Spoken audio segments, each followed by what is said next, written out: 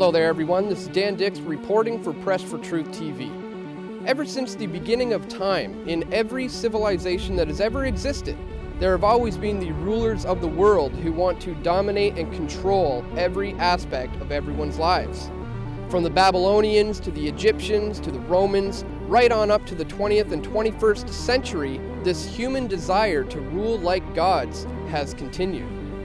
When Adolf Hitler made his attempt at a complete power grab, the people of the world rose up and fought back and managed to stop his efforts.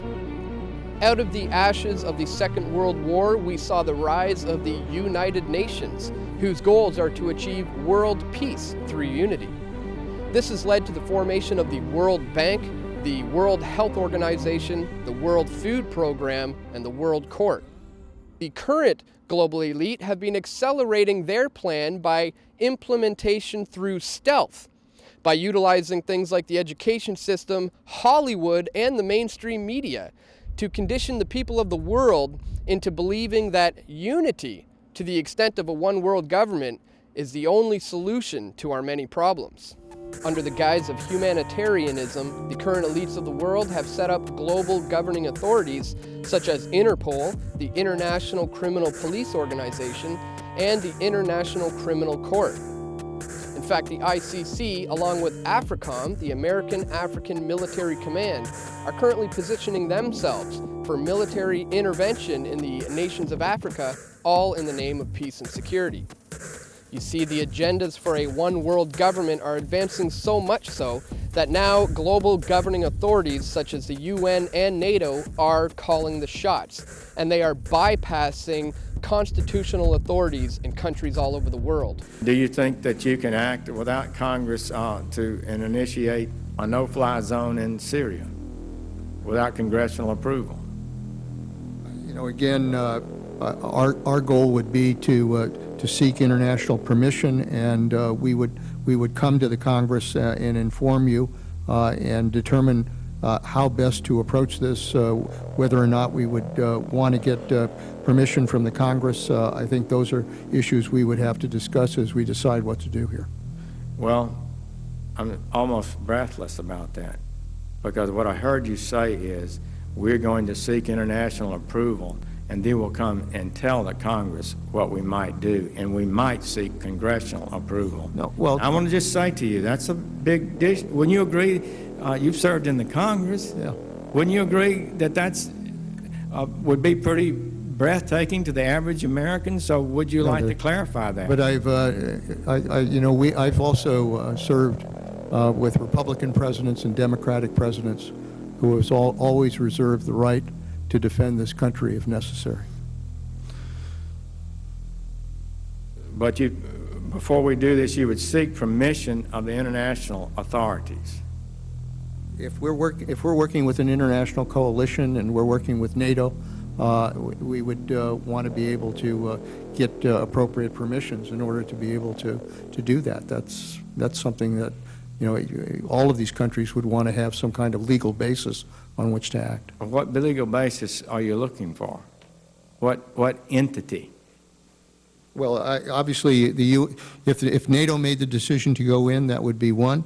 If we developed an international coalition beyond NATO, then obviously some kind of UN security resolution would be the basis for that. Coalition of. So you're saying NATO would give you a legal basis, and an ad hoc coalition of nations would provide a legal basis?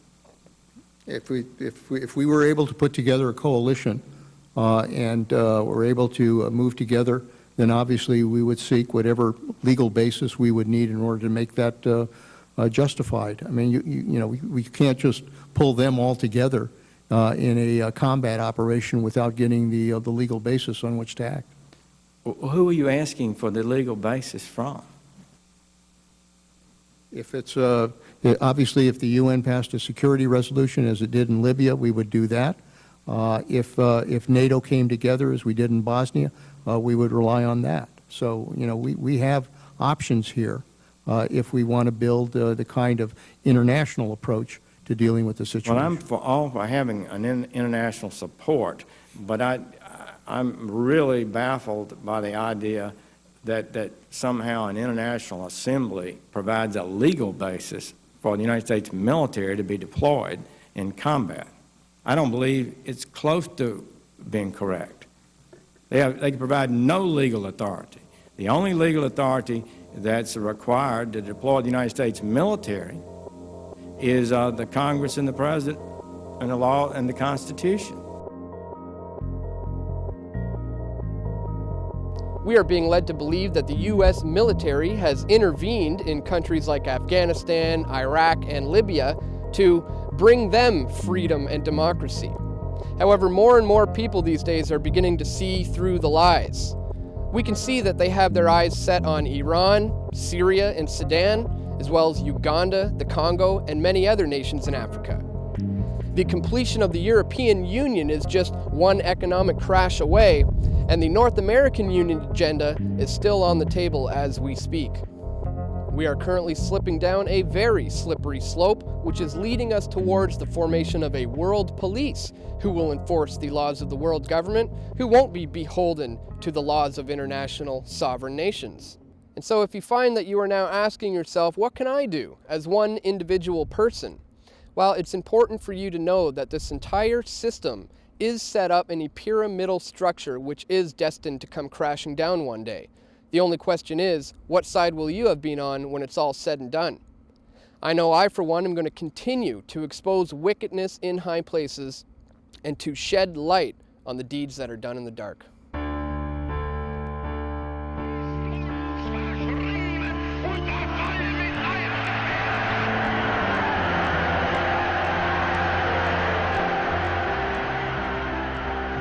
The hope that each of us has to build a new world order in which nations and peoples with different systems and different values can live together in peace. We have before us the opportunity to forge for ourselves and for future generations a new world order, a world where the rule of law, not the law of the jungle, governs the conduct of nations.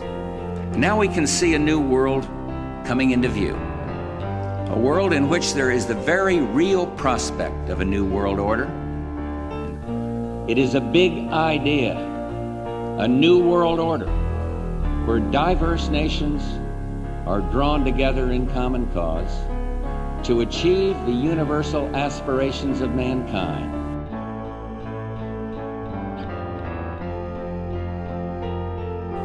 Out of these troubled times, our fifth objective, a new world order, can emerge.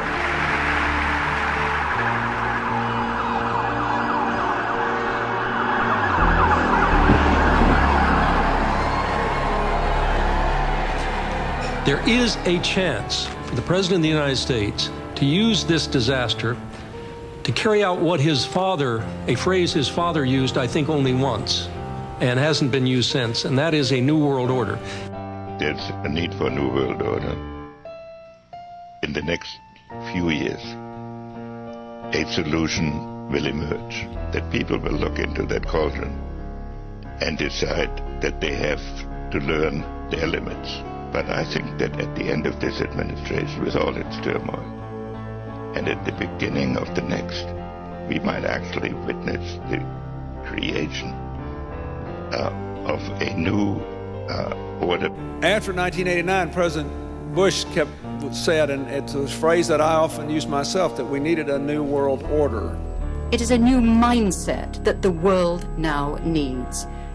It is a real, global New Deal that we need, an ecological and an economic New Deal that we need. In the name of France, I call upon all states to join ranks in order to found the new world order of the 21st century.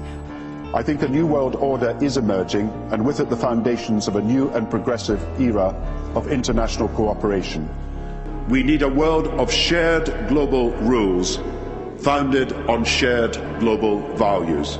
When we are successful, and we will be, we have a real chance at this new world order, an order in which a credible United Nations can use its peacekeeping role to fulfill the promise and vision of the UN's founders.